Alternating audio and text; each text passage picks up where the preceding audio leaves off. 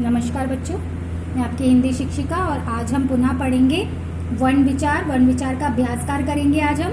तो उससे अभ्यासकार को करने से पहले अब हम पढ़ेंगे पहले आओ दोहराएं, जो कि मैंने कल आपको होमवर्क दिया था, आपने याद भी किया होगा।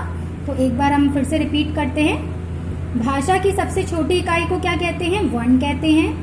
वर्णों के व्यवस्थित समूह को वर्णमाला कहते हैं। स्वर बिना किसी वर्ण की सहायता से बोले जाते हैं। व्यंजन के साथ आने पर स्वर मात्रा का रूप ले लेते हैं। व्यंजनों का उच्चारण स्वरों की सहायता से किया जाता है। दो भिन्न व्यंजनों के मेल से बने व्यंजनों को संयुक्त व्यंजन कहते हैं। दो एक जैसे व्यंजनों को मिलाकर बने व्यंजन द्वित व्यंजन कहलाते हैं। रा का अलग अलग रूपों में प्रयोग होता है।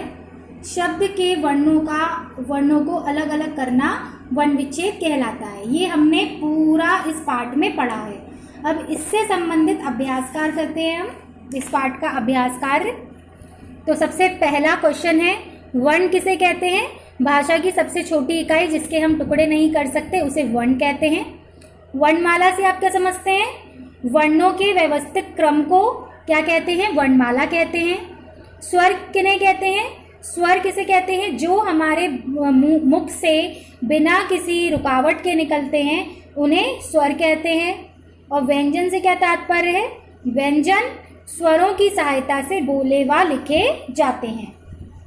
इसके बाद दूसरा प्रश्न है, वर्णों को मिलाकर शब्द बनाइए। कैसे बनाएंगे? क पे हलंत लगाए, इसकी मात्रा यहाँ स्वर यानी अलग किया हुआ है तो इसको जोड़ेंगे। किताब, केला केला, बालक बालक, ख। अब आपको ये देखो आपने संयुक्त व्यंजन है ये। क और श मिलकर क्या बनता है? छ बनता है। तो ये क्या बन गया? क। तो इस प्रकार से जब संयुक्त व्यंजन बीच में आ जाते हैं तब हम उनको तोड़कर लिखते हैं। सही शब्द चुनकर खाली स्थान भरिए। वर्णों के व्यवस्थित समूह को वर्णमाला कहते हैं। व्यंजन के प्रत्येक वर्ण का पांचवा वर्ण अनुस्वार होता है। व्यंजन के प्रत्येक वर्ग का पांचवा वर्ण। अब देखिए, अगर आप देखेंगे अनुस्वार कैसे होता है, अगर आप देखोगे क का देख लीजिए आप, क ख ग घ ण क्या है? अनुस्वार है। ड़ पे बिंदी लगी हुई है। इसी प्रकार से हर व्यंजन के वर्ग का पांचवा वर्ण जो होता है वो अनुस्वार होता है। विसर्ग का उच्चारण अह के समान किया जाता है। हिंदी की वर्णमाला में 11 स्वर हैं। अ, ज, फ ये कौन सी ध्वनियां हैं? आगत ध्वनियां हैं। इसके बाद निम्नलिखित संयुक्त व्यंजनों से दो दो शब्द बनाइए। छ से क्या बनता है? क्षमा, क्षत्रिय।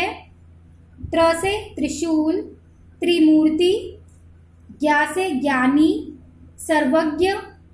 श्र से श्रोता, श्रमिक। ठीक है। अनुस्वार का प्रयोग करके शब्द बनाइए। अनुस्वार यानी अंकी मात्रा लगा के हमने शब्द बनाए। पंकज, संकेत, संकट, अंग, रंग, ढंग, ये क्या है? अनुस्वार की मात्रा का प्रयोग करके शब्द बनाए गए। इसके बाद जो आपको स्वर दे दिए हैं उनकी पहले मात्रा लिखनी है। यहाँ पर ई की छोटी, ई की बड़ी, छोटी ए की और ऋषि की। अब इनसे शब्द बनाने हैं तो देखेंगे आप, किताब, दिमाग, दिशा। ए से अकेला, लेखक, पेट। क्र से कृषि, कृपाण, कृपा। तो ये इनकी मात्राएं और इनसे शब्द। नेक्स्ट क्वेश्चन है, वर्णों को उनके वर्ग की सही बेल के पत्तों में लिखिए। अब सबसे फर्स्ट आप देखोगे स्पर्श व्यंजन। तो स्पर्श व्यंजन आपको पता है कि 25 होते हैं। कहाँ से कहाँ तक होते हैं? क से लेके म तक। ये होते हैं हमारे कौन से व्यंजन होते हैं? ये हमारे स्पर्श व्यंजन। इसके बाद इसमें आपको लिखना है अंतस्थ व्यंजन और इसमें लिखना है ऊष्म व्यंजन और इसमें लिखना है आपको संयुक्त व्यंजन और द्वित व्यंजन। तो सबसे फर्स्ट हम पहले इसमें स्पर्श व्यंजन छाटेंगे। तो स्पर्श व्यंजन आपको पता है क से लेके म तक होते हैं। तो आप देख लीजिए, ज आता है तो ज क्या है हमारा स्पर्श व्यंजन। इसके बाद दद नहीं है, व नहीं है, श नहीं है, श्र नहीं है, स नहीं है, र आता है नहीं आता। इसके बाद ई आता है ना, तो ये आएगा आपका स्पर्श व्यंजन में। भ आता है ना, थ आता है, ध आता है, ला आता है, ड आता है, ज्ञा आता है, ज्ञा भी नहीं आता, सॉरी, श से षटकोण भी नहीं आता, र भी नहीं आता, फ आता है। ठीक है, तो ये आप कौन कौन से लिखोगे इसके अंदर, ज, थ, ध, ल भी नहीं आता, तो आप कौन कौन सा लिखोगे, ज लिखोगे, थ लिखोगे, ढ लिखोगे, ड़ लिखोगे, इया लिखोगे, फ लिखोगे और भ लिखोगे, ये इसमें लिखोगे। इसके बाद आपका आता है अंतस्थ व्यंजन। तो अंतस्थ व्यंजन हमारे कौन कौन से होते हैं, य, र, ल और व। तो इसमें व दे नहीं रखा है तो व आप नहीं लिखेंगे।